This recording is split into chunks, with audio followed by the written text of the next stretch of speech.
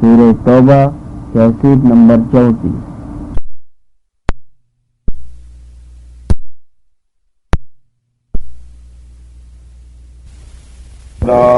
آل إبراهيم في العالمين إنك حميد مجيد۔ قال الله تبارك وتعالى في كلامه المجيد: أعوذ بالله من الشيطان الرجيم، بسم الله الرحمن الرحيم۔ يا أيها الذين آمنوا إن كثيرا من الأحبار والرهبان ليأكلون أموال الناس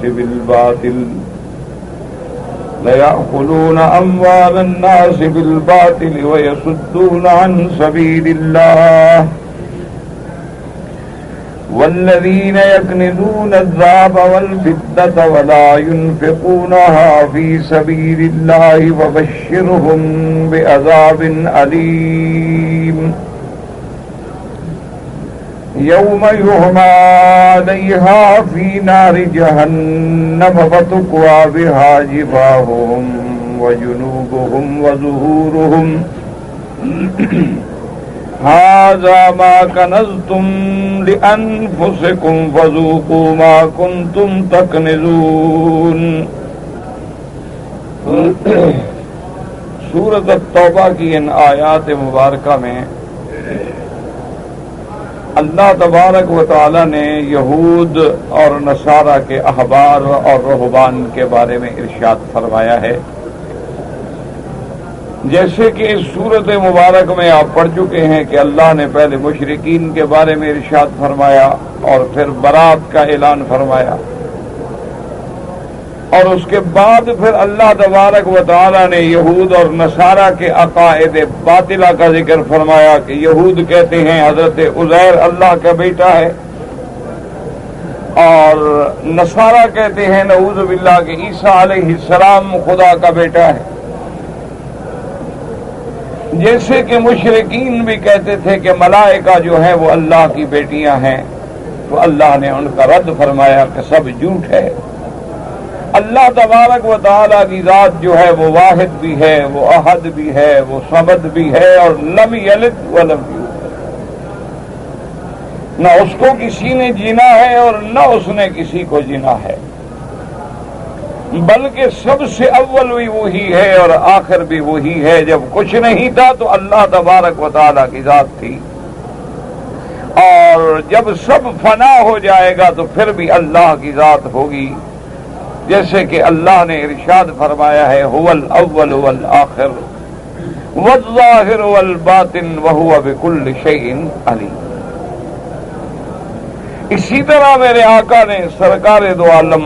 رحمت مجسم سیدنا محمد الرسول اللہ صلی اللہ علیہ وسلم نے بھی فرمایا کہ اول لیس قبلہ شیء، جس سے پہلے کچھ بھی اور جس کے بعد بھی کچھ نہیں، کل من علیہا فان ویبقى وجہ ربک ذو الجلال والاکرام۔ اور جیسے فرمایا کل شیء ہالک الا وجہہ، ہر چیز قابل ہلاک ہے مگر اس کی ذات جو ہمیشہ باقی اور دائم۔ تو اولاد کی ضرورت تو اس کو ہوتی ہے جو محتاج ہو، جس کو اپنے بڑھاپے میں، اپنے عجز میں، اپنے ضعیفی میں خوف ہو کہ کل میرا کون سہارا بنے گا۔ جیسا کہ انبیاء علیہ السلام نے بھی اللہ سے دعائیں مانگی یرثنی ویرث من آل یعقوب، کہ یا اللہ ہمیں اولاد عطا فرما جو ہمارے علم کی وارث بن سکے۔ اسی طرح انبیاء علیہ السلام نے دعائیں کی کہ یا اللہ ہمیں اولاد عطا فرما، ہم ضعیف ہو گئے ہیں، اور اولادیں جو ہیں وہ انسان کا باعث قوت و سہارا بنتی ہیں، اور اس کے مر جانے کے بعد اس کے نسل کو باقی رکھنے کا ذریعہ بنتی ہیں، لیکن جو سب سے اول ہے، سب سے آخر ہے، اسے کیا ضرورت ہے اولاد کی؟ اور وہ جب سب کا خالق ہے تو ساری چیز اس کی مخلوق ہے، اور وہ جب سب کا مالک ہے تو ساری مخلوق اس کی مملوک ہے، اور وہ جب سب کا رب ہے اور الہ ہے تو ساری مخلوق جو ہے اس کی عبادت کرنے والی ہے، اسے کیا ضرورت ہے، وہ تو بے نیاز۔ اس لیے اللہ نے کافروں کے اور یہود و نصارہ کے ان باطل عقائد کا بھی ذکر کر دیا، اور اس کے بعد یہ بھی فرما دیا کہ میرے مدنی یہ جو باتیں کر رہے ہیں وہ دلیل نہیں، یضاہئون، یہ اسی طرح کہہ رہے ہیں جو ان سے پہلے کافر کہتے تھے، کیونکہ جتنے باطل فرقے ہیں دنیا میں ان کے پاس کوئی دلیل نہیں ہوتی، ان کے پاس کوئی حجت و برہان نہیں ہوتا، ان کے پاس صرف توہمات اور تخیلات اور اپنے بنائے ہوئے صورا اور کبرا اور نتیجے ہوتی ہیں۔ تو ان کے رد کرنے کے بعد اب اللہ تبارک و تعالی نے ان آیات مبارکہ میں ارشاد فرمایا کہ میرے محبوب، اور ایمان والوں کو خطاب فرمایا کہ یا ایھا الذین آمنوا ان کثیرا من الاحبار والرہبان، اور دیکھو کہ انصاف میرے پروردگار عالم کا، اللہ نے فرمایا کہ بہت سے احبار، حبر کی جمع ہے، مراد ہے عالم، اور احبار حبر سے ہے، جیسے کہ سیاہی کو بھی حبر کہتے ہیں کہ سیاہی سے لکھا ہوا جو ہے وہ مدتوں تک باقی رہتا ہے، اسی طرح اللہ نے علماء جو ہیں ان کا ذکر کو بھی باقی رکھا۔ آج دیکھ لیں کہ دنیا میں بڑے بڑے لوگ جو تھے، بڑے بڑے دولت مند جو تھے، فنا ہو گئے، ان کو کوئی یاد نہیں کرتا، لیکن اصحاب رسول رضوان اللہ علیہم اجمعین، اور پھر اصحاب رسول میں وہ صحابہ جو علماء تھے اور جو افتاء پہ تھے، جیسے خلفاء راشدین ہیں، اور جیسے سیدنا عبداللہ ابن مسعود رضی اللہ تعالی عنہ ہیں، سیدنا زید بن ثابت ہیں، ابی ابن کعب ہیں، معاذ ابن جبل ہیں، ابی موسیٰ الاشعری ہیں، اور ضبط حدیث میں حضرت ابی ہریرہ ہیں، اور فقر و زہد میں حضرت ابی ذر ہیں، تو آج تک ان کے کارنامے جو ہیں وہ زندہ ہیں۔ اور اسی طرح دیکھیں تابعین کے دور میں، اور اسی طرح دیکھیں کہ ائمہ محدثین کے دور میں، آج کوئی مسلمان جس ملک میں بھی رہتا ہے وہ امام بخاری، امام مسلم، ان ائمہ محدثین کا نام لے کے ان پہ رحمتیں بھیجتا ہے۔ اور اسی طرح مسلمان مشارق الارض و مغاربہا جہاں رہتا ہے وہ ائمہ فقہا، امام ابو حنیفہ رحمت اللہ علیہ، امام شافعی رحمت اللہ علیہ، امام مالک رحمت اللہ علیہ، امام احمد ابن حنبل رحمت اللہ علیہ، ان پہ کروڑوں رحمتیں۔ ایک دن میں کون سی جگہ ہے جہاں ان پہ رحمت نہ بھیجی جاتی؟ اس لیے اللہ تبارک و تعالی نے، تو اس لیے ان کی تمنا، اللہ نے فرمایا کہ میرا محبوب احبار جو ہیں حبر سے ہیں، یعنی ان کا ذکر بھی باقی رہتا ہے۔ اور بعض علماء نے رقت نے فرمایا کہ احبار حبر سے ہے، حبر کا معنی ہے زینت، تو علماء جو ہیں وہ زینت ہوتی ہیں قوم کی، ان کی وجہ سے قومیں پہچانی جاتی ہیں۔ اب آپ دیکھ لیں کہ آج بھی اگر کوئی آدمی بخارا کو جانتا ہے تو امام بخاری کی نسبت سے جانتا ہے، اور آج بھی اگر کوئی کوفے کو جانتا ہے تو امام ابو حنیفہ اور امام عبداللہ ابن مسعود رضی اللہ عنہ کی نسبت سے جانتا ہے۔ اس لیے علماء کے نام سے ایک زینت ہوتی ہے جو دنیا کو حاصل ہوتی ہے۔ اور رہبان کا معنی ہے راہب، راہب کا معنی یہ ہے کہ ان کے عابد اور زاہد لوگ جو تھے، جو اپنے آپ کو دنیاوی امور سے کاٹ کر غاروں میں، پہاڑوں میں اور اپنے عبادت خانوں میں محدود ہو جاتے تھے، اور اپنی زندگیوں کو گویا انہوں نے عبادت کے لیے وقف کر دیا تھا۔ اللہ نے فرمایا کہ یہود و نصارہ کے بہت سارے احبار و رہبان جو ہیں، یہ نہیں فرمایا کہ سارے کے سارے، اس لیے علماء نے فرمایا کہ لفظ کثیرن سے اس طرف بھی اشارہ ہے کہ ان میں کچھ لوگ ایسے بھی تھے جو صحیح معنوں میں دین پہ قائم تھے، جو صحیح معنوں پہ اللہ کے احکام پہ قائم تھے۔ اس لیے اللہ نے فرمایا ان کثیرا من الاحبار والرہبان۔ اور یہ بات بھی یاد رکھ لیں کہ یہاں ذکر تو کیا جا رہا ہے علماء یہود و نصارہ کا،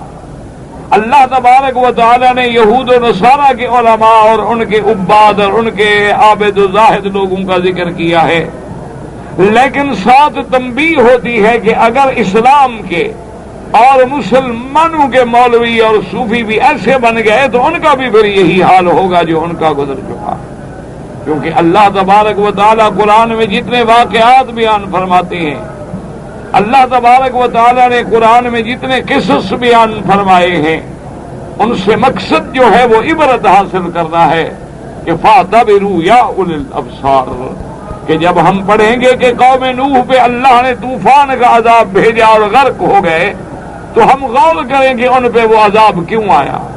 قوم لوط پہ عذاب آیا کہ ان کی بستیوں کو آسمانوں تک لے جا کے اوندا گرا دیا گیا اور ان پہ پتھروں کی بارش کر دی گئی، تو ہم عبرت پکڑیں کہ ان پر یہ عذاب کیوں آیا اور ہم ان گناہوں سے بچیں اور ان غلطیوں سے اپنے آپ کو بچانے کی کوشش کریں۔ اسی طرح اللہ تبارک و تعالی نے علماء یہود و نصارہ کا جو منظر پیش کیا ہے وہ اسی لیے پیش کیا گیا ہے کہ ہمارے لوگ جو ہیں وہ عبرت پکڑیں، اور ہمارے علم والے جو ہیں یا عبادت والے جو ہیں، یعنی جنہیں ہم آج علماء اور صوفیاء کے نام سے پہچانتے ہیں یا ہم انہیں مولوی اور پیر کے لفظ سے جانتے ہیں، ان کو بھی ان آیات کو سامنے رکھنا چاہیے کہ کہیں ایسا عمل تو ہم نہیں کر رہے جیسا یہود کے علماء کرتے تھے۔ اگر ہم نے ایسا کیا تو پھر سنت اللہ وہی ہے کہ جو ان کے لیے عذاب ہے وہی پھر ہمارے لیے عذاب۔ یہ نہیں ہوتا ہے کہ ایک جرم اگر یہودی کرے تو اس کو سزا ملے اور مسلمان کرے تو اس کو سزا نہ ملے،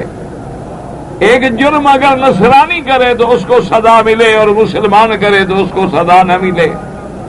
اگر ایک جرم مکے کے مشرک ابھی جہل اور ابھی لہب کرے، وہ اگر غیر اللہ کی منتیں مانے، وہ اگر غیر اللہ کی نظر نیاز ادا کریں، وہ اگر غیر اللہ کو پوجیں اور ان کے بت اور تماثیل بنا کے ان کی سیوا کریں، تو اگر کوئی مسلمان کرے تو اس کا بھی وہی انجام ہوگا۔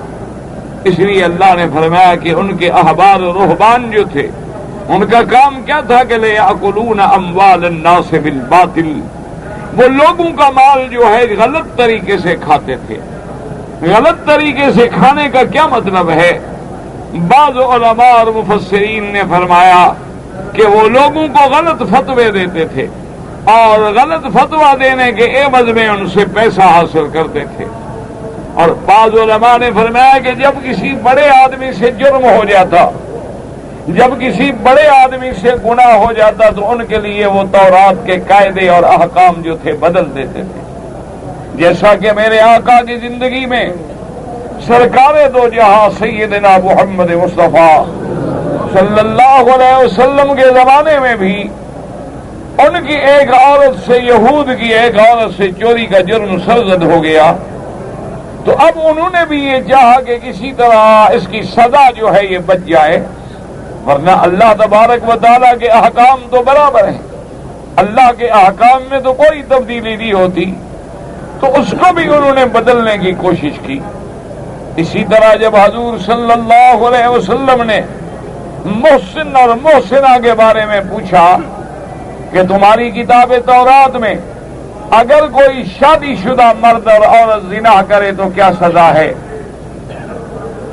انہوں نے کہا کہ یا رسول اللہ صلی اللہ علیہ وسلم، ہماری کتابوں میں تو بس اتنی سزا ہے کہ ان کو کچھ رسوا کیا جائے، ان کے چہروں پہ کالک مل دی جائے، انہیں گدھا پہ بٹھا کے بازاروں میں پھیر دیا جائے اور انہیں کچھ بیت بوت مار کے چھوڑ دیا جائے، لیکن ہماری کتابوں میں رجم نہیں ہے کہ انہیں پتھر مار مار کے مار دیا جائے۔ حضرت عبداللہ ابن سلام جو تورات کے عالم تھے، جو تورات کے ماشاءاللہ بہت بڑے جاننے والے اسلام لا چکے تھے، انہوں نے عرض کیا کہ آمنہ کے لال ان سے کہیں کہ لے آؤ اللہ کی کتاب تورات کو، یہ اللہ کے احکام کو بدل رہے ہیں۔ جب کتاب تورات منگوائی گئی اور روایت مبارک میں آتا ہے کہ آیت الرجم یتلالہ، کہ رجم کی آیت جو تھی ایسے چمک رہی تھی جیسے موتی چمکتے ہیں، اللہ نے اس میں بھی وہی حکم دیا تھا کہ اگر کوئی زانی مرد شادی شدہ ہے اور عورت بھی شادی شدہ ہے تو دونوں کو سنسار کیا جائے گا۔ حضور صلی اللہ علیہ وسلم نے بھی رجم کیا ہے، خلفاء راشدین نے بھی رجم کیا ہے۔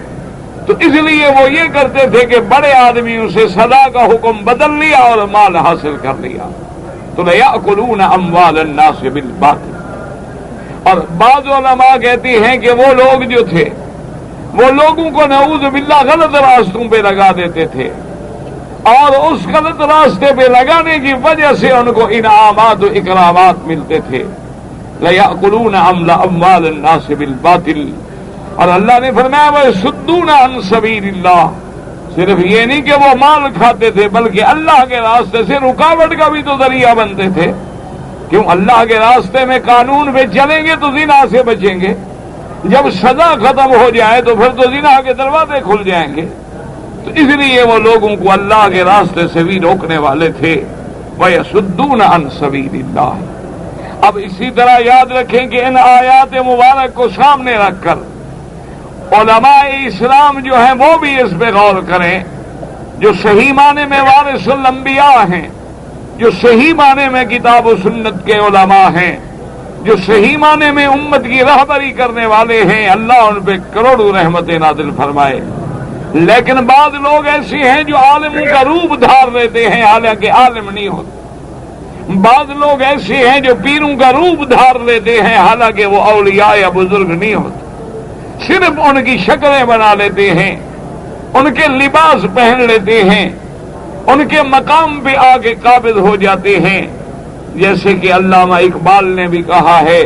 میراث میں آئی ہے انہیں مسند ارشاد، زاغوں کے تصرف میں عقابوں کے نشے من۔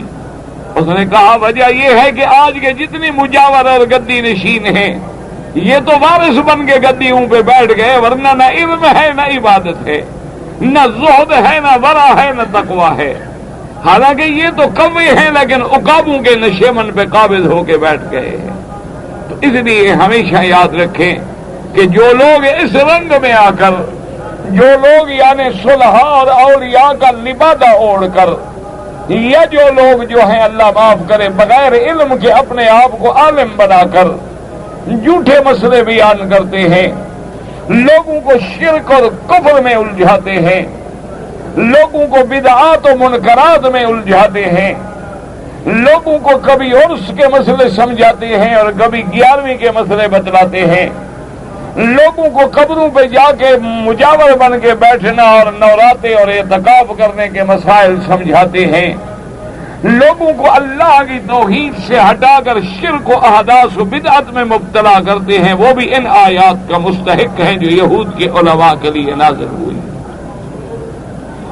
اور اسی طرح دیکھ لیں کہ کتنے جھوٹے لوگ ہیں جو فال نامے کے اعتبار سے، کوئی خواب نامے کے اعتبار سے، کوئی اپنا اعداد و حساب کے اعتبار سے، کوئی علم جفر اور نجوم کے اعتبار سے لوگوں کو گمراہ کرتے ہیں۔ اور بعض لوگ ایسے بھی ہیں جو لوگوں کو تعویذات و عملیات کے نام پہ گمراہ کرتے ہیں کہ تمہارے گھر میں تعویذات ہیں اور میں نکال دوں گا، تمہارے بدن میں جو جادو ہے میں ابھی پڑھوں گا اور تیرے بدن کے اندر سے میں وہ چیزیں نکال دوں گا۔ حالانکہ یہ سارے شعبدہ باز ہوتے ہیں، ان کا حقیقت سے کوئی تعلق بھی نہیں ہوتا ہے۔ ہمیشہ یاد رکھیں کہ یہ ضعیف الاعتقاد مسلمانوں کے عقیدوں پہ ڈاکہ ڈالنے والے لوگ ہیں، یہ لوگوں کو گمراہ کرنے والے لوگ ہیں۔ ورنہ یاد رکھیں جو بیماریاں اور جو جنات اور بھوت اور پریت کے سائے یہ مسلمانوں کے لیے ثابت کرتے ہیں، وہ انگریزوں پر کیوں نہیں ہوتے؟ وہ یہودیوں اور نصارہ پہ کیوں نہیں ہوتے؟ وہ کافروں پہ کیوں نہیں ہوتے ہیں؟ اور بعض لوگ موکلات کے چکر اور بہانے بناتے ہیں کہ میں نے عمل کروں گا لیکن موکلات کے ذریعے اور ان کو راضی کرنے کے لیے لاکھوں روپے خرچ کرنے پڑیں گے۔ تو آج بھی یہ وہی عالم ہو رہا ہے جو یہود و نصارہ کے علماء نے کیا ہے۔ لیکن اس عصر میں بھی، اس دور میں بھی اور ہر دور میں بھی انشاءاللہ علماء حق کی جماعت بھی موجود رہتی ہے جو حق اور باطل میں امتیاز کرتی ہے، جو صدق اور کذب میں امتیاز کرتی ہے، جو لوگوں کو احداث و احواس سے بدعات سے نکال کے سنت کے تابع کرتی ہے، جو لوگوں کو جھوٹی روایات اور جھوٹی حکایات کے بجائے اللہ کے قرآن کو سناتی ہے، اور جو لوگوں کو شرک کے بجائے توحید کی دعوت دیتی ہے، اور جو لوگوں کو اسی دین پہ لانا چاہتی ہے جو دین لائے ہیں محمد الرسول اللہ صلی اللہ علیہ وعلا آلہ واصحابہ وسلم تسلیما کثیرا کثیرا۔ اللہ تبارک و تعالی ان میں جو زندہ ہیں اللہ ان کی حفاظت فرمائے، اور جو فوت ہو گئے اللہ ان کی قبروں پہ کروڑوں رحمتیں فرمائے۔ یاد رکھیں کہ اولیاء اللہ بھی برحق ہیں، اولیاء اللہ کی کرامات بھی برحق ہیں، اور اہل سنت والجماعت کا کوئی بندہ اللہ کے اولیاء کا منکر نہیں ہے، کیونکہ اولیاء اللہ کی شان تو اللہ نے خود قرآن میں بیان کی ہے، اور فرمایا ہے الا ان اولیاء اللہ لا خوف علیہم ولا هم یحزنون، اور اللہ نے بیان فرمایا ان عبادی لیس لک علیہم سلطان، اللہ نے فرمایا ابلیس لعین جو میرے ہیں ان پہ تیرا جادو نہیں چل سکتا۔ اللہ تبارک و تعالی نے فرمایا کہ جو میرے ہیں لا يحزنهم الفزع الاکبر، کہ قیامت اور حشر والے میدان میں بھی انہیں کوئی پریشانی نہیں ہوگی، بلکہ اس دن بھی وہ حشاش و بشاش ہوں گے، اس دن بھی وہ اللہ کے عرش کے سائے کے نیچے ہوں گے، یوم لا ذل الا ذلہ، اور اس دن بھی وہ اللہ کی رحمتوں سے فیض اٹھانے والے ہوں گے۔ اسی لیے یاد رکھیں کہ قرآن پاک نے جیسے ملکہ بلقیس کے تخت کا معاملہ ہے وہ بھی ایک اللہ کے ولی کی کرامت کا بیان ہے، اور اسی طرح سے جیسے اصحاب کہف کا واقعہ ہے وہ بھی اللہ کے اولیاء اللہ اور ان کی کرامات کا بیان ہے۔ تو اولیاء اللہ کی شان بھی برحق ہے اور ان کے کرامات بھی برحق ہیں، لیکن اولیاء اللہ کا کیا معنی؟ اللہ کا دوست۔ جو اللہ کا دوست ہوگا وہ اللہ کے سجدے کے بجائے قبر کے سجدے کا سبق کیسے دے گا؟ جو اللہ کا دوست ہوگا وہ اللہ کی نام کی منت کے بجائے نظر اور نیاز حسین کا سبق کیسے پڑھائے گا؟ اور جو اللہ کا دوست ہوگا وہ غیر اللہ کے نعرے لگانے کی اجازت کیسے دے گا؟ جو اللہ کا دوست ہوگا وہ غیر اللہ سے مدد مانگنے کی اجازت کیسے دے گا؟ اور ولی اللہ کی پہچان یہ ہے، علماء نے لکھا ہے کہ اگر کسی بندے کو دیکھو کہ وہ آگ پہ چل رہا ہے، اور کسی کو دیکھو کہ وہ سمندر کے دریا کی موجوں پہ چل رہا ہے، اور کسی کو دیکھو کہ فضاؤں میں اڑتا ہوا آ رہا ہے، لیکن اس کی زندگی جو ہے وہ سنت رسول کے مطابق نہیں ہے، تو سمجھ لو وہ دجال ہو سکتا ہے، وہ اللہ کا ولی نہیں ہو سکتا۔ اس لیے کہ حضور پاک نے فرمایا اللہ نے دجال کو بھی بڑی استدراجی قوتیں دی ہیں۔ جب دجال اپنے دور میں آئے گا تو وہ دریاؤں کو حکم دے گا کہ چلو تو خشک دریا بہنے لگ جائیں گے، وہ زمین کو حکم دے گا کہ اپنے خزانے نکال کے باہر پھینک دو تو زمینیں اپنے خزانے باہر نکال کے پھینک دیں گی، وہ سونے چاندی کے پہاڑوں کو حکم دے گا کہ میرے ساتھ چلو تو وہ ساتھ چلنے لگ جائیں گے۔ تو یاد رکھیں ایسی باتیں دیکھ کے ولایت کا فیصلہ نہیں ہوتا، ولایت کا فیصلہ ہوتا ہے اتباع محمد الرسول اللہ صلی اللہ علیہ وعلا آلہ واصحابہ وسلم، کہ اگر اس کی زندگی اللہ کے نبی کی عین سنت کے مطابق ہے، اقوال و اعمال و افعال کے مطابق ہے، اور اس کا ہر قدم جو ہے وہ شریعت کے مطابق اٹھتا ہے، تو سمجھ لو کہ یہ اللہ کا ولی ہے۔ اللہ تبارک و تعالی ان کی صحبت، اللہ تبارک و تعالی ان کی معیت، اللہ تبارک و تعالی ان کا تعلق جو ہے ہم سب کو نصیب فرمائے، اور اللہ تبارک و تعالی ہمیں ان کا ادب اور احترام نصیب فرمائے۔ اسی طرح وہ علماء جو ہیں، علماء کا معنی یہ نہیں ہوتا جو بہت زیادہ پڑھا لکھا ہو، یا جس کے پاس ڈگریاں زیادہ ہوں، یا جس نے کتابیں بہت لکھی ہوں، یہ کوئی علم کی پہچان نہیں ہوتی۔ علم کا معنی یہ ہوتا ہے انما یخشی اللہ من عبادہ العلماء، اللہ نے فرمایا جو مجھ سے زیادہ ڈرنے والا ہو وہ سب سے بڑا عالم ہوتا ہے، اور جو اللہ کی معرفت رکھنے والا ہو، جو کتاب و سنت کا علم رکھنے والا ہو اور پھر اس علم پہ عمل کرنے والا ہو وہ عالم ہوتا ہے۔ اگر عالم ہونے کے بعد عمل نہ کرے تو اس کی مثال ہے، اللہ نے قرآن میں بیان کر دی ہے، مثل الذین حملوا التوراۃ ثم لم يحملوها کہ جن کو ہم نے تورات کی ذمہ داری دی لیکن انہوں نے اس ذمہ داری کو پورا نہ کیا، اس پہ عمل نہ کیا، کمثل الحمار یحمل اسفارا، ان کی مثال تو ایسی ہے کہ جیسے گدھے پہ کتابیں لاد دو، تو اب گدھے پہ آپ اینٹیں رکھیں تو بوجھ ہے اور کتابیں رکھیں تو بوجھ ہے، اگر آپ انگریزی کی کتابیں رکھیں تو بوجھ ہے اور قرآن پاک رکھ دیں تو گدھے کے لیے تو بوجھ ہی ہے۔ تو اس لیے ہمیشہ یاد رکھیں کہ جو عالم اپنے علم پہ عمل نہ کرتا ہو، جو عالم صحیح معنی میں کتاب و سنت کا علم نہ رکھتا ہو،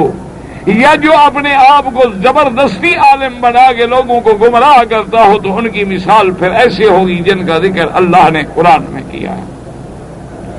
اس لیے اللہ تبارک و تعالیٰ نے ارشاد فرمایا، اور یاد رکھو کہ جب بھی قرآن کو پڑھا کرو،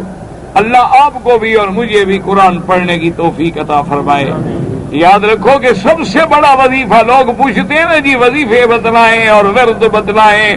اور حضرت کوئی عمل بتلائیں، سب سے بڑا وظیفہ تو اللہ کا قرآن ہے،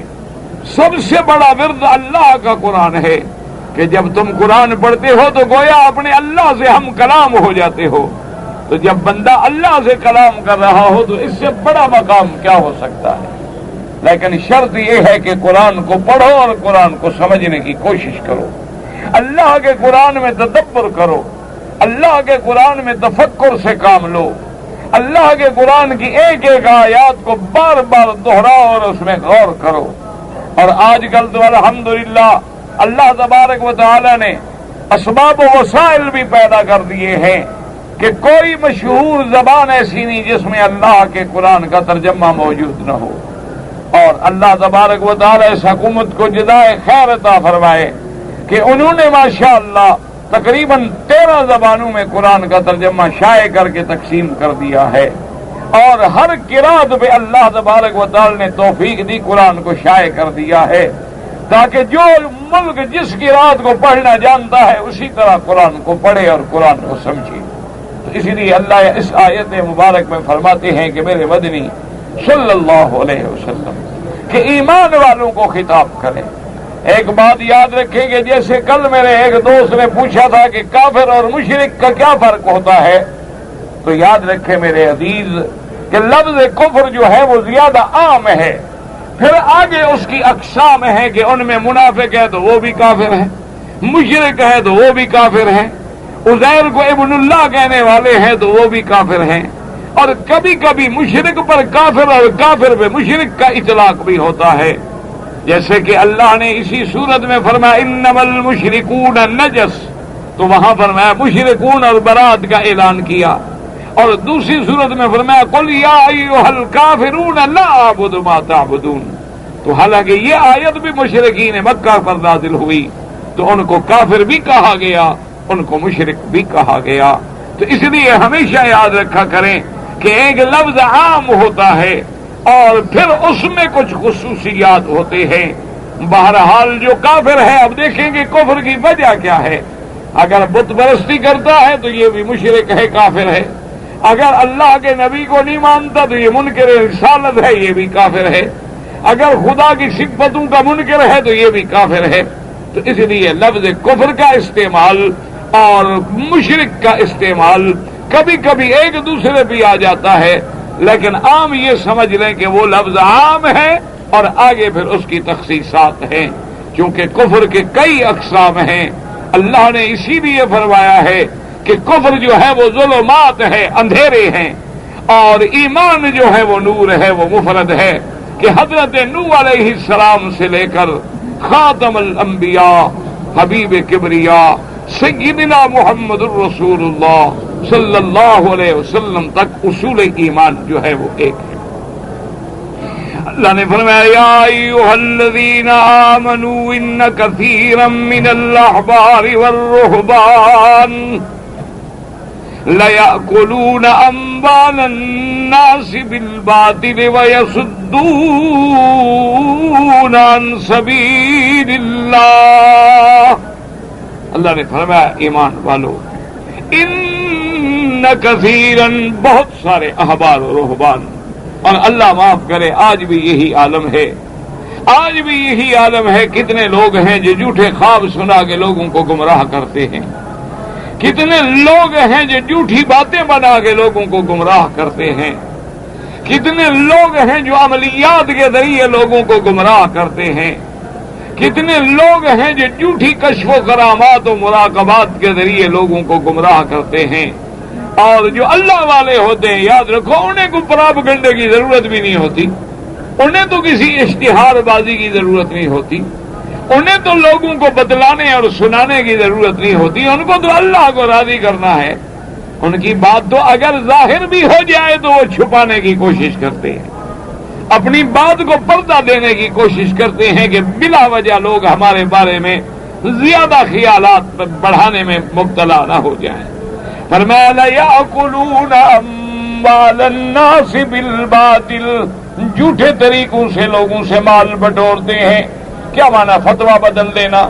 احکام بدل دینا۔ یشترون بآیات اللہ ثمنا قلیلا، اللہ کی آیات کو بیچ دینا پیسے لینے کے بعد، احکام میں تبدیلی کر دینا۔ آج بھی آپ نے دیکھا ہے کتنے لوگ ہیں نعوذ باللہ جو پیسے لے کر نکاح کی تاریخوں کو عدل بدل کر دیتے ہیں، جو پیسے لے کر جھوٹے نکاح درج کر دیتے ہیں، جو پیسے لے کر نکاح پہ دوسرے نکاح درج کر دیتے ہیں، جو پیسے لینے کے بعد نعوذ باللہ موکلات کے بہانے بنا کر لوگوں کے گھروں کو برباد کر دیتے ہیں۔ یہ سب ان کی اقتدا میں ہے، جیسے یہود و نصارہ کے احبار و رہبان سے۔ اب ان چیزوں کو بیان کرنے کے بعد اگلی آیات میں اللہ نے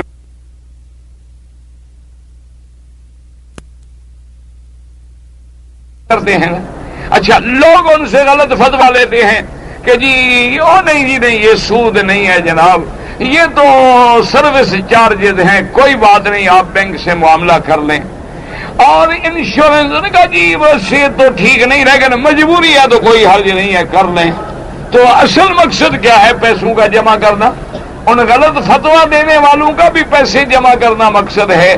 اور لینے والوں کا بھی مقصد جو ہے وہ غلط پیسے کو جمع کرنا۔ تو اب اللہ تبارک و تعالیٰ نے اس مال کی مذمت بیان کی ہے کہ جو لوگ سونے اور چاندی کو اکٹھا کرتے ہیں، یعنی خزانے بنا رہے ہیں، دولت بنا رہے ہیں، وَلَا يُنْفِقُونَهَا فِي سَبِيلِ اللَّهِ، اور اللہ کے راستے میں اس کے احکام کے مطابق زکوٰۃ ادا نہیں کرتے ہیں۔ اللہ نے فرمایا میرے مدنی فَبَشِّرْهُمْ، ان کو خوشخبری دے دو عذاب دردناک کی۔ یاد رکھو کہ قرآن و حدیث کی روشنی میں دو لفظ آتے ہیں، ایک لفظ ہے اقتناز اور ایک لفظ ہوتا ہے احتکار۔ یاد رکھیں، اقتناز کا معنی یعنی مال و دولت کو جمع کرنا اور اس میں اللہ کا حق ادا نہ کرنا، یہ ہے اقتناز، یہ ہے کنز۔ کیا معنی؟ ایک آدمی بڑا مال و دولت جمع کرتا ہے لیکن اللہ کا حق ادا کرتا ہے تو کوئی گناہ گار نہیں۔ جیسے حضرت عثمان غنی کتنے بڑے امیر تھے، جیسے حضرت عبد الرحمن بن عوف کتنے بڑے امیر تھے، جیسے میرے آقا سیدنا ابی بکر کتنے بڑے امیر تھے، جیسے بڑے بڑے صحابہ جو ہیں حضرت جابر، حضرت کعب بن مالک، بڑے بڑے صحابہ میں بھی اور تابعین میں بھی امیر گزرے ہیں۔ تو اس لیے علماء نے فرمایا کہ جو بندہ اللہ اس کو دولت دیتا ہے، سونا ہے، چاندی ہے، مال ہے، تجارت ہے، جانور ہے، لیکن وہ اللہ کے احکام پہ زکوٰۃ ادا کرتا ہے تو وہ کنز نہیں ہے۔ کنز وہ ہے کہ جمع کرے اور اللہ کا حق ادا نہ کرے، وہ کنز ہے جس پر اللہ نے بشارت دی ہے عذاب علیم کی۔ تو ایک تو ہے اقتناز، مال کا جمع کرنا اور اس میں اللہ کا حق ادا نہ کرنا، یاد رکھو۔ اور ایک لفظ آتا ہے احادیث میں احتکار۔ احتکار کا کیا معنی کہ بڑے بڑے تاجر جو ہے نا وہ یہ کرتے ہیں کہ گندم کا فصل ہے تو وہ جناب ہزاروں من گندم خرید کر کے سٹور کر دیتے ہیں، چونکہ ان کے پاس بڑے بڑے مستودعات ہیں، ان کے پاس بڑے بڑے سامان رکھنے کی جگہ موجود ہے، سٹور موجود ہیں۔ وہ احتکار کرتے ہیں کہ مال خرید لیا اور گندم خرید کر کے 10,000 من گندم سٹور کر دی۔ اب جب خریدی گئی تو 240 روپے کا ریٹ ہے، لیکن 6 مہینے کے بعد ریٹ جو ہے وہ 300 روپے ہو جائے گا کہ گندم کی فصل دور ہو گئی، گندم نہیں ملے گی۔ وہ اس وقت مارکیٹ میں لائیں گے جب چیز مہنگی ہو جائے گی۔ تو اس کو بھی شریعت نے حرام کیا ہے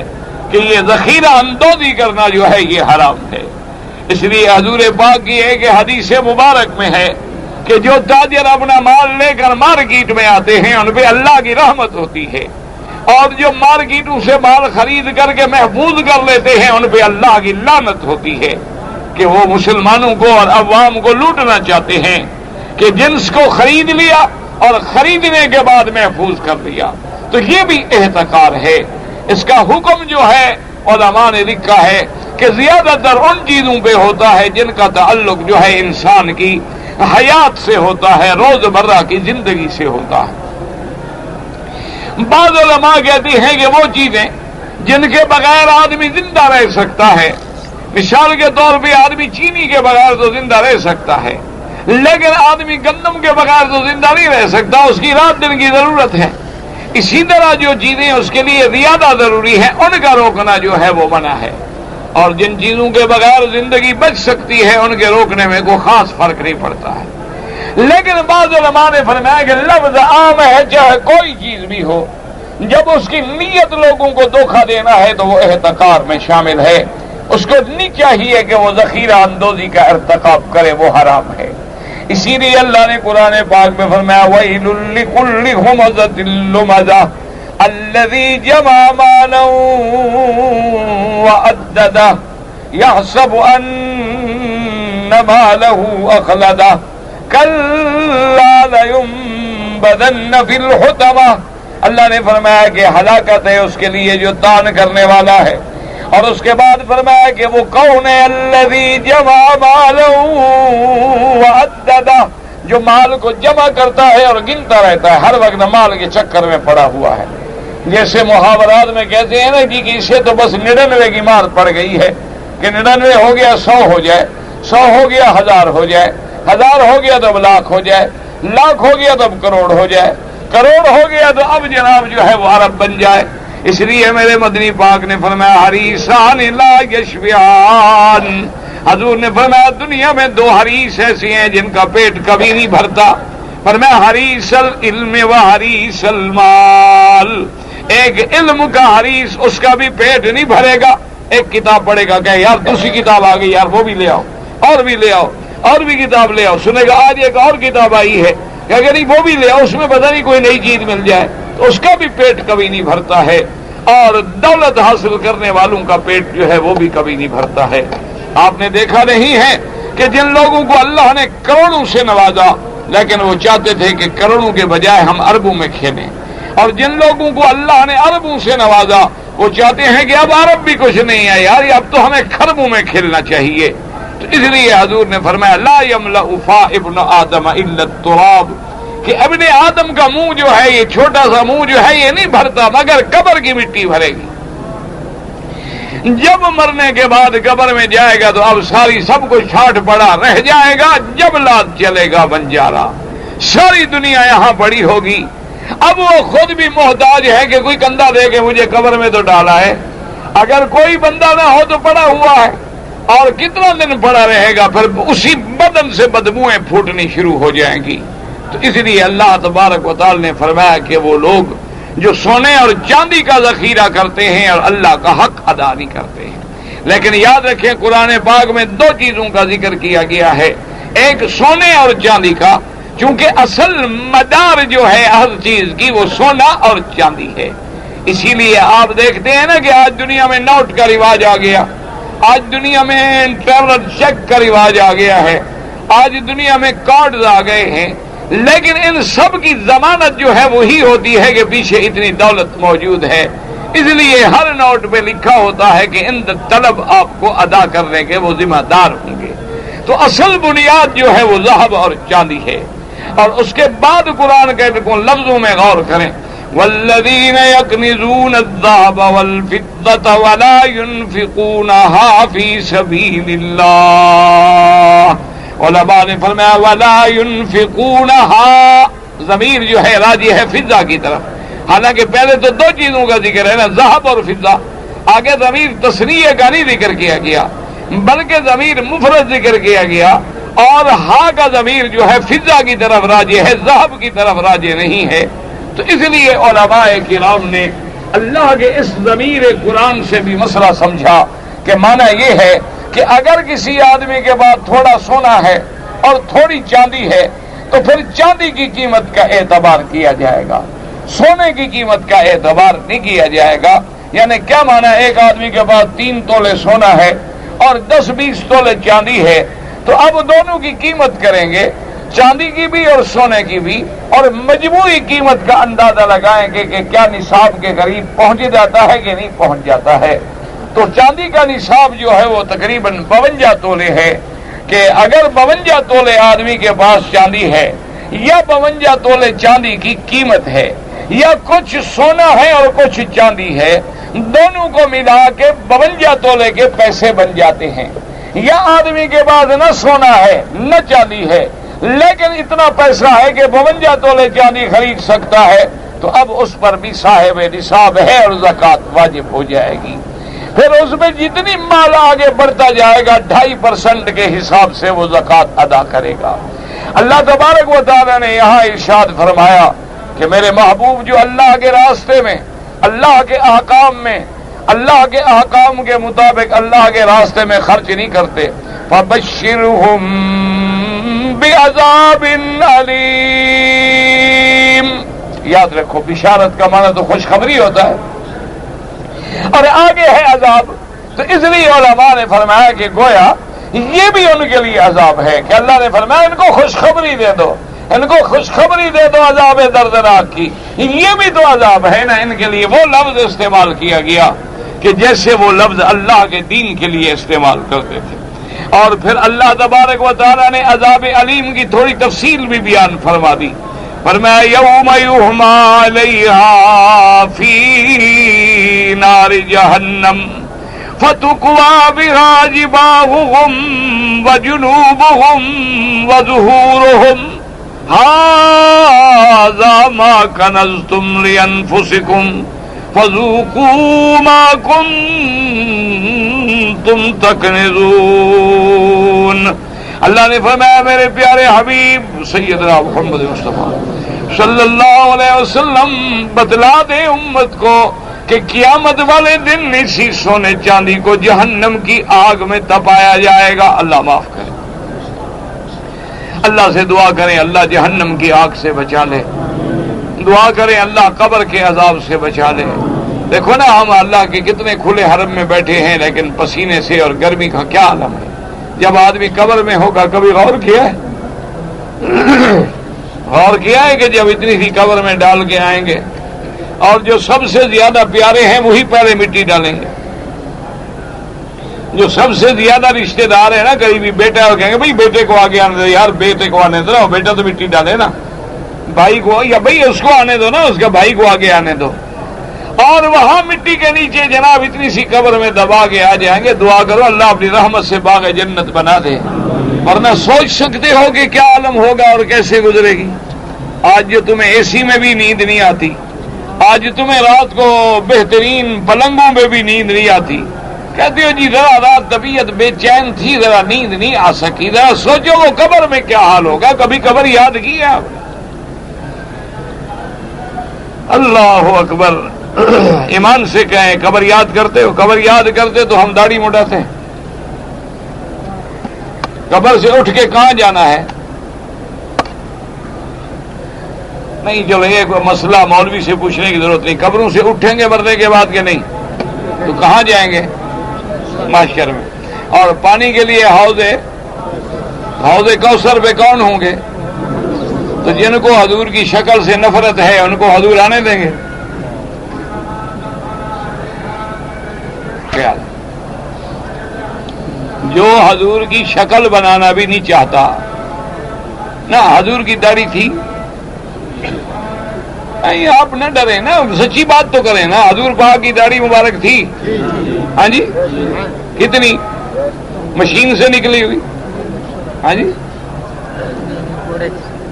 نہیں جو مسئلہ ہو تم بتاؤ یار، مولوی بتائے گا تو پھر تم ناراض ہو جاتے ہو کہ یار مولوی ہر وقت ہماری داڑھی کے پیچھے پڑ گئے۔ تمہاری داڑھی کے پیچھے ہم نہیں پڑ گئے، ہم کہتے ہیں وہی چہرہ بناؤ جو محبوب محمد مدنی والا۔ دعویٰ کرتے ہو عشق کا اور چہرہ بناتے ہو کافروں کا. ویسے انگوٹھے چومنے کے لیے تو بڑا ترپے لگاتے ہو، مسئلے بناتے ہو کہ جناب حضور سے محبت ہے، کملی والے سے محبت ہے، حضور کے روضے پہ جان قربان ہے، اور جناب صبح و شام ہم تو صلاۃ و سلام پڑھ رہے ہیں حضور پر، لیکن حضور کی تو شکل تمہیں قبول نہیں. تو جب ہم ایمان سے کہیں کہ جب ہم حوض کوثر پہ جائیں اور حضور فرمائے ملائکہ کو کہ جن جن لوگوں کے چہروں پہ میری سنت نہیں ہے دفع کرو ان کو، کہتے ہیں جی حضور شفاعت کرنا، اور جی رحمت للعالمین، حضور رحمت للعالمین، تو ہم بے حیاؤں کے کیا ہیں؟ یعنی حضور سے تو رحمت کی توقع کریں اور امتی سے حیا کی امید نہ کریں. یہ کون سا مسئلہ ہے آخر؟ تمہارا بیٹا بات نہیں مانتا گھر سے نکال دیتے ہو، بیوی بات نہیں مانتی طلاق دے دیتے ہو، تمہارے بھائی سے اختلاف ہو جاتا کہہ دو جی جائیداد تقسیم کرو دفع ہو جاؤ. تو حضور سے جو آپ نے امیدیں لگائی ہیں کس بنا پر کہ حضور کے ہم نہ فرمانے، لیکن حضور رحمت اللہ، ہم نماز نہیں پڑھو جی اللہ ارحم الراحمین، اللہ بڑا رحمان بڑا رحمان. یعنی رحمان رحیم کا معنی یہ ہے کہ تم نماز نہ پڑھو، رحمان رحیم کا معنی یہ ہے کہ زنا کرو، چوری کرو، خنزیر کھاؤ، حرام کھاؤ، ڈاکے مارو. کیوں؟ رحمان رحیم، یہی معنی ہے رحمان رحیم. تو جہاں وہ رحمان و رحیم ہے وہ شدید العقاب بھی ہے، سریع الحساب بھی ہے، عزیز ذو انتقام بھی ہے، الجبار المتکبر بھی ہے، القہار بھی ہے، ان بطش ربک لشدید بھی آیا ہے قرآن میں کہ نہیں بس صرف رحمان و رحیم پہ نظر ہے. بہرحال آپ جانے، آپ کا کام جانے. تو اللہ تبارک و تعالی نے فرمایا کہ قیامت والے دن اس جہنم کی آگ میں حضور پاک نے فرمایا یوں سمجھو کہ یہ جو دنیا میں آگ جل رہی ہے یہ تو 1 ڈگری ہے، 70 ڈگری تو محفوظ ہے، اور قیامت والے دن وہ پوری آب و تاب سے جہنم دہک رہے ہوگی. اور اس میں فرمایا یوم یحمی علیہا فی نار جہنم. اللہ نے فرمایا ان بدبختوں سے کہہ دو، ان زکوٰۃ چوروں سے کہہ دو، ان خیرات نہ کرنے والوں سے کہہ دو، اللہ کے راستے میں خرچ نہ کرنے والوں سے کہہ دو کہ یہ سونا اور چاندی، یہ جائیداد قیامت والے دن میں عین ہی اسی کو جہنم کی آگ میں تپایا جائے گا، گرم کیا جائے گا. فَتُقْوَى بِهَا جِبَاهُهُمْ وَجُنُوبُهُمْ وَظُهُورُهُمْ. اللہ حکم دیں گے ملائکہ کو کہ ان کی سلاخیں بنا کے ان کے چہروں پہ داغ دو. جبا مانا پیشانیاں،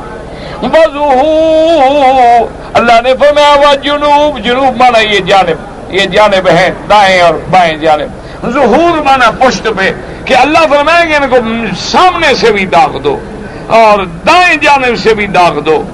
بائیں جانب سے بھی داغ دو، ان کو پشت پہ بھی داغ دو. اب اس کے بارے میں مفسرین نے 2 ترجمے بیان کیے. انہوں نے فرمایا اس کا معنی یہ ہے کہ ان کے سارے بدن پہ داغ دیے جائیں گے، یعنی ان چاروں کا ذکر کر دیا گیا، لیکن مراد یہ ہے کہ ان کے سارے بدن کو داغا جائے گا کہ تُقْوَى بِهَا جِبَاهُهُمْ وَجُنُوبُهُمْ وَظُهُورُهُمْ. اور بعض علماء نے کہا کہ جب فقیر آتا ہے، جب غریب مسکین فقیر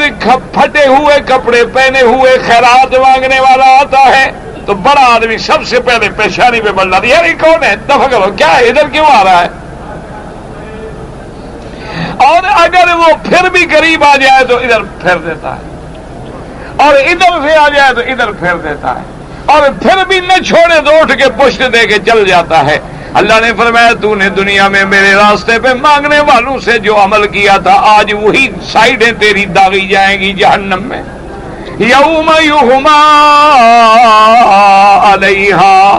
اس لیے علماء فرماتی ہیں کہ بعض اوقات جزا جو ہے وہ جن سے عمل سے ہوتی ہے کہ جیسے عمل کرو گے اسی طرح سزا ملے گی. فَتُقْوَى بِهَا جِبَاهُهُمْ وَجُنُوبُهُمْ وَظُهُورُهُمْ. هَذَا ما کنزتم لانفسکم فذوقوا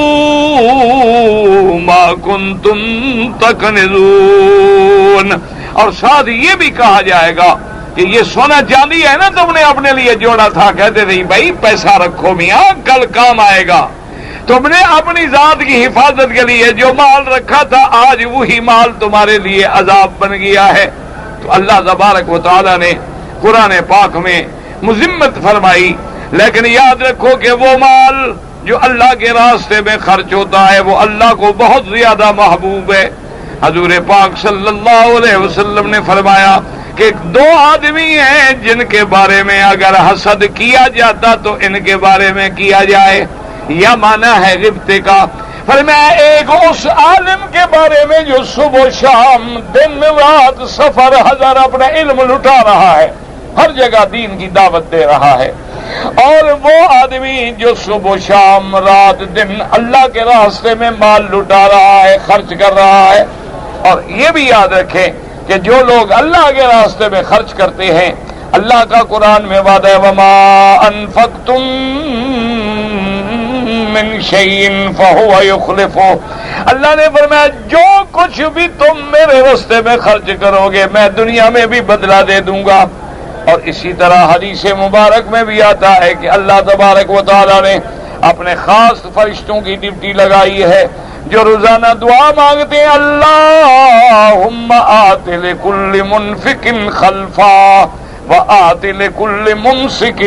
تلفا. یا اللہ جو تیرے راستے میں خرچ کرنے والے ہیں ان کو اپنے خزانے غیب سے عطا فرما، اور میرا اللہ جو بخل کرنے والے ہیں ان کی جائیدادوں کو برباد کر دے، تلف کر دے. تو دعا کریں کہ اللہ ہمیں اپنے راستے میں خرچ کرنے والا بنائے، اللہ ہمیں اوپر والا ہاتھ بنائے، مانگنے والا ہاتھ نہ بنائے. اللہ تبارک و تعالی اپنے خزانہ غیب سے رزق عطا فرمائے اور تادم حیات کسی بندے کا محتاج نہ فرمائے.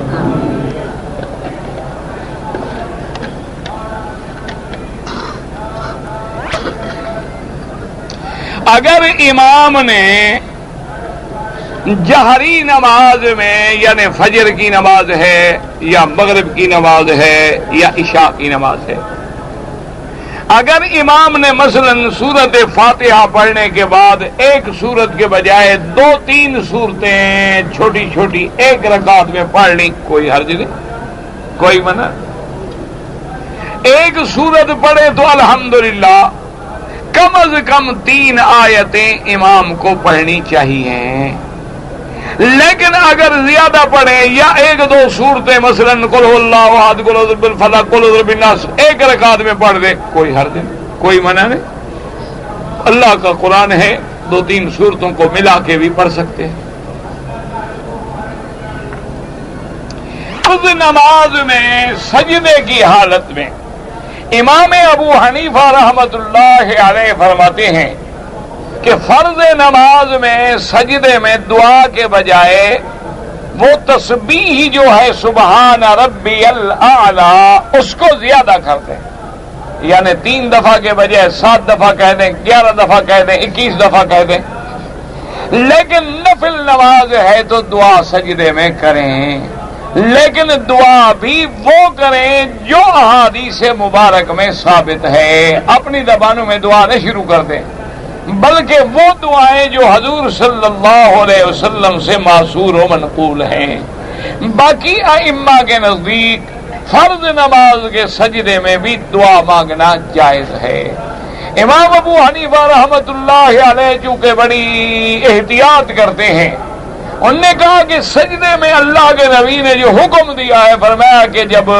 سبح اسم ربک الاعلی فرمایا اجعلوها فی سجودکم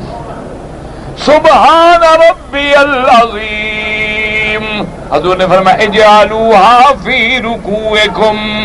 اللہ کے نبی نے حکم دیا کہ سجدے میں سبحان ربی الاعلی کہو اور اس رکوع میں سبحان ربی العظیم کہو. تو جو اللہ کا حکم ہے اور عین قرآن کے مطابق ہے وہ افضل ہے. اور اسی طرح امام ابو حنیفہ رحمت اللہ علیہ دلیل پکڑتے ہیں کہ ایک حدیث پاک میں آتا ہے کہ حضور صلی اللہ علیہ وسلم نے فرمایا کہ اللہ فرماتے ہیں کہ من شغلہ ذکری جس بندے کو میرے ذکر نے میری تسبیح و تحمید و تقدیس نے مشغول کر دیا کہ وہ اسی میں لگا رہا لیکن دعا نہیں مانگی، تو فرمایا میں اس کو دعا مانگنے والوں سے بھی زیادہ بہتر عطا کروں۔ اس لیے بہرحال اگر آپ سجدے میں اگر آپ تسبیح زیادہ کہیں تو زیادہ افضل ہے، لیکن نفل نمازوں کے سجدے میں دعائیں کریں، یا مقلب القلوب ثبت قلوبنا علی دینک، اللہم انی اسألک العفو والعافیہ، رب اعنی علی ذکرک و شکرک و حسن عبادتک، یا اور بھی جو دعائیں ہیں وہ دعائیں آپ کر سکتے ہیں۔ اگر کسی کو نماز میں ہچکیاں آنی شروع ہو جائیں تو وہ استغفر اللہ نہیں پڑھنا چاہیے۔ نماز میں اور کوئی کلمہ جو حضور صلی اللہ علیہ وسلم سے، جیسے کہ کسی کو چھینک آ جائے تو الحمدللہ نہیں کہے گا، جیسے کو کسی کو ہچکی آ جائے تو استغفر اللہ لا حول ولا قوت الا باللہ نماز میں نہیں کہے گا۔ اگر ایک آدمی نے حرم کے باہر یہاں حمام میں غسل کر کے احرام باندھ لیا ہے تو عمرہ نہیں ہوتا، عمرے کے لیے حد حرم سے باہر جانا ضروری ہے۔ لازمی ہے کہ عمرہ ہو یا حج اس میں ہل بھی ہو اور حرم بھی ہو، یعنی آپ ہل میں احرام باندھ کے آئیں اور حرم میں مکمل کریں، اور حج کا احرام آپ حرم سے باندھیں گے اور عرفات جائیں گے۔ تو لہذا ورنہ بی بی عائشہ تو مکے میں موجود تھیں، جب آپ حج کر کے واپس آئیں تو حضور ان کو تنعیم جانے کا حکم نہ فرماتے۔ اس لیے علماء کا اور ائمہ اربعہ کا اتفاق ہے اس بات پہ کہ مکے میں اگر رہنے والا عمرہ کرے تو لازماً اس کو حد حرم سے باہر جانا ہوگا۔ اگر کوئی آدمی بندوق سے شکار کرے اور کہے کہ میں نے بسم اللہ اللہ اکبر کر کے مارا ہے، وہ حلال نہیں ہوگا۔ حلال وہ ہوتا ہے جب تیر مارا جائے، چونکہ تیر جو ہے وہ کاٹتا ہے، ذبح کرتا ہے، اور بندوق کا چھرا جو ہے وہ ضرب مارتا ہے۔ تو جو چیز ضرب سے مر جائے، جیسے کسی کو لاٹھی مار کے مار دے تو وہ حرام ہے۔ کل رات کو گھونسلے میں بیٹھے ہوئے پرندے ہیں، ان کا شکار کرنا، شکار جب جائز ہے، گھونسلے میں بیٹھے ہوں یا کسی جگہ میں بیٹھے، شکار تو جائز ہے۔ ویسے لوگ ماشاءاللہ ہیں بڑے عجیب، ڈرنے پہ آئیں تو پرندوں سے ڈریں اور مارنے پہ آئیں تو بندوں کو مار دیں۔ یہ قوم ہے نا جی ہماری، یعنی بندے پہ رحم نہیں آئے گا، روز بندے مارتے ہیں ماشاءاللہ، اور فکر آ گیا ہے تو پرندوں کا فکر آ گیا ہے۔ اسی لیے ابوالکلام آزاد نے فرمایا تھا کہ یہ قوم بھی بڑی عجیب ہے کہ ماننے پہ آئے تو عیسیٰ کو خدا بنا دے، کہ اگر ماننے پہ آ جائے تو عیسیٰ کو خدا بنا دے، اور نہ ماننے پہ آئے تو پھانسی پہ لٹکا دے۔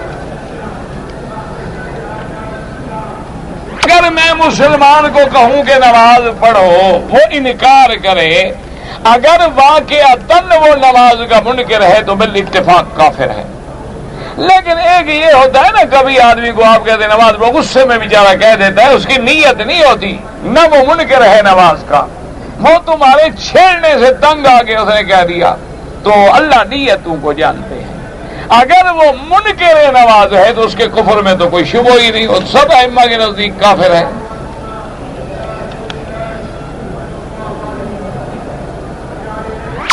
جماعت ہے، چند لوگ ہیں، اکٹھے رہتے ہیں، لیکن اکثر چوری ہوتی رہتی ہے،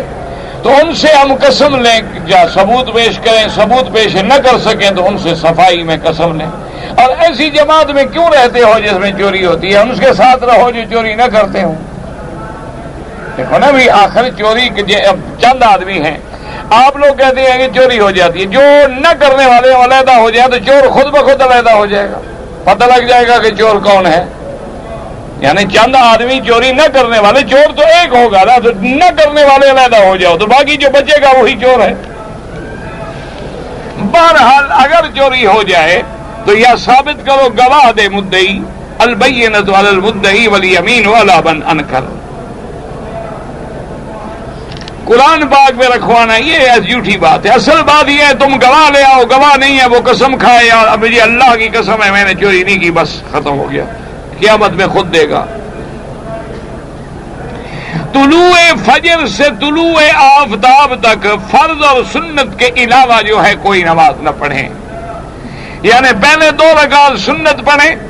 اور اس کے بعد فجر کی نماز پڑھیں، پھر بیٹھ جائیں۔ جب سورج نکل کے نیزے کے برابر اوپر آ جائے تو 4 رکعت سنت اشراق پڑھیں، اللہ پورے عمرے کا ثواب عطا فرمائیں گے۔ ہاں البتہ امام احمد بن حنبل رحمۃ اللہ علیہ کے نزدیک جو لوگ اللہ کے حرم میں ہیں وہ فجر کی نماز کے بعد طواف کریں تو ان کو 2 رکعت پڑھنے کی اجازت ہے۔ جی کعبے کی طرف جو پاؤں کر کے لیٹتے ہیں، میرے بھائی یہ ہر ملک کا رواج ہے۔ جس ملک میں پاؤں کرنا بے ادبی ہے ان کے لیے ناجائز ہے،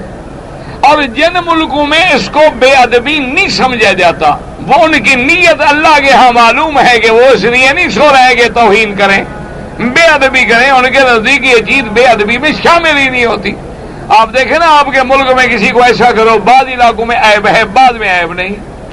تو ہر علاقے کا اپنا عرف و رواج ہوتا ہے، اس کے مطابق اللہ اس کی نیتوں کو جانتے ہیں۔ لال مہندی لگانا سنت ہے، کس کو لگانا، آپ کو یا بیوی کو؟ بھئی یہ بھی تو لکھو نا کہ لال مہندی کس کو لگاؤ گے، عورت لگائے تو سنت ہے، مرد کے لیے حرام ہے، ہاں داڑھی میں لگاؤ تو جائز ہے۔ جی کہ جب انسان مر جائیں گے اور قبر میں جب سوال ہوتا ہے تو کیا وہاں حضور پاک بھی تشریف لاتے ہیں؟ غلط بات ہے، حضور پاک کسی قبر میں تشریف نہیں لے آتے، چونکہ ہمارا تو ایمان ہے نا کہ جہاں حضور ہوں وہاں عذاب نہیں ہو سکتا، تو کافر کی قبر میں حضور آ گئے عذاب ختم۔ یہ تو جاہلوں کا عقیدہ ہے کہ حضور قبر میں آ جاتے ہیں، اور جب حضور قبر میں آ جائیں تو روضے مبارک میں کون ہوتے ہیں، اور ایک دن میں کتنی لوگ مریں گے؟ یہ ادب نہیں، بے ادبی ہے اور گستاخی ہے۔ سوال یہ ہوگا کہ من ربوں کا، تو یہ تھوڑا ہے کہ اللہ بھی ابھی قبر میں آئیں گے پھر پوچھا جائے گا، یعنی اللہ کی توحید کا سب ما دینوں کا ما تقول فی حق ھذا الرجل الذی بعث فیکم، اس کے بارے میں کیا کہتے ہو جو تمہاری طرف نبی بنا کے بھیجا گیا؟ تو مسلمان جو ہے وہ کہے گا ربی اللہ و دینی الاسلام و محمد رسول اللہ، اور جو کافر ہوگا وہ کہے گا ہاں ہاں لا ادری، مجھے تو پتہ ہی نہیں، ہاں ہاں لا ادری، مجھے کوئی پتہ نہیں، ہاں ہاں لا ادری، مجھے کوئی پتہ نہیں۔